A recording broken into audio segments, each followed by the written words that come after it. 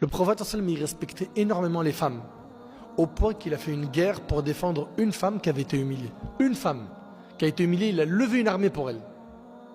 Je ne sais pas si vous réalisez. Il n'a jamais levé sa main sur une femme, ni sur un de ses esclaves, ni sur un enfant. Il écoutait attentivement le problème des femmes, alors qu'il avait une grande responsabilité sur les épaules, celle de la Ummah. Son comportement, je le dis, je le répète, envers les femmes, était vraiment impressionnant. Il se distinguait par une intense sensibilité et douceur. Le prophète, sallam, il aidait son épouse dans les tâches ménagères. Al-Aswad demanda à Aïcha, la femme du prophète, sallam, comment se comportait le prophète sallam, au sein de sa famille. Elle répondit, écoutez bien, il m'aidait dans les tâches ménagères et lorsque retentissait l'appel à la prière, il allait à la mosquée pour l'accomplir. Et c'est rapporté par le Bukhari. Subhanallah. Ça montre que le prophète aidait sa famille dans les travaux ménagers. Contrairement à ce que pensent certains qui supposent que la participation de l'homme au ménage l'humilie et lui fait honte. Au contraire, cette coopération engendre harmonie et affection entre les deux époux. En islam, ça n'existe pas. Je sors avec une fille, je sors avec un copain. Voilà, comme ça les choses sont dites. Le fait que vous sortiez ensemble, vous discutez ensemble, Akhi, t'as beau être pieux, et ce qu'on entend des fois c'est quoi? Non mais, tu crois dans le haram ou quoi? Tous les matins, je me réveille pour le Fajr.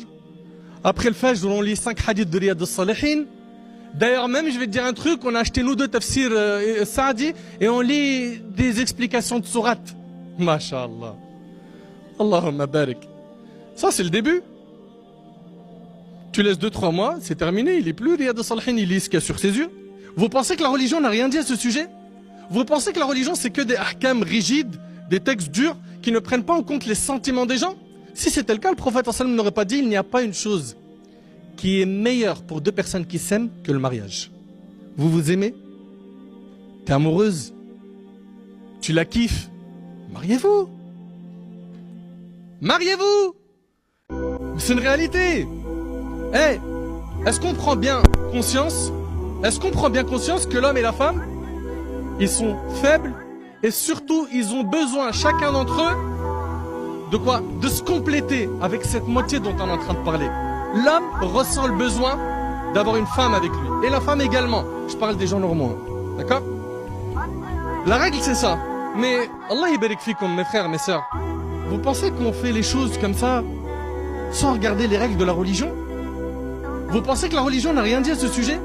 Vous pensez que la religion c'est que des ahkam rigides, des textes durs qui ne prennent pas en compte les sentiments des gens? Mais si c'était le cas, le prophète il a dit, il n'aurait pas dit.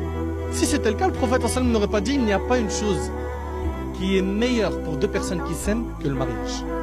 Vous vous aimez? T'es amoureuse? Tu la kiffes? Mariez-vous! Mariez-vous!